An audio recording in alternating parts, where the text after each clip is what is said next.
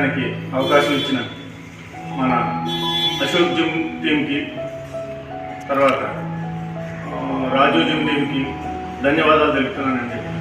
ఇంత గొప్ప మహనీయుడిని మనం ఈరోజు తలుచుకోవడం అనేది మన పూర్వజన్మ సుకృతం. ఎందుకంటే 1871లో కృష్ణా జిల్లాలో పుట్టి ఆయన ఒక జెండాని రూపకల్పన చేసి దాన్ని 1921లో మహాత్మా గాంధీ గారి చేతుల మీదుగా విజయవాడలో ఎగరవేయడం జరిగిందండి. ఆ జెండా యొక్క పవర్ ఏంటో అందరికీ తెలుసు. ఈరోజు ఒలింపిక్స్ జరుగుతున్నాయి.